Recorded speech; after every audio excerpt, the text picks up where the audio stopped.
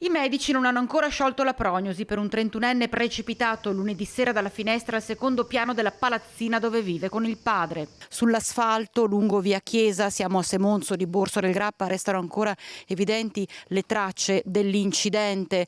Un tonfo tremendo, violento, che è stato udito dai vicini, dai residenti che hanno immediatamente allertato il SUEM 118. Quando i sanitari sono giunti in via Chiesa, l'uomo non era cosciente, è stato intubato e portato d'urgenza all'ospedale di Treviso in rianimazione, ha riportato un trauma cranico oltre a fratture in tutto il corpo, ma dalle prime indiscrezioni pare non sia in pericolo di vita, seppur in gravi condizioni.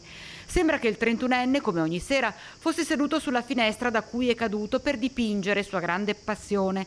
Avrebbe perso all'improvviso l'equilibrio precipitando al suolo. Un volo di una decina di metri assieme a una tavola su cui probabilmente stava appoggiando la tela. Sul posto anche i carabinieri per ricostruire la dinamica esatta. Sotto shock i vicini. La sindaca di Borso, Fiorella Ravagnolo, raggiunta telefonicamente, ci ha detto di essere in costante contatto con il padre del giovane a Treviso. Solo nelle prossime ore si potranno conoscere le esatte condizioni di salute del ferito.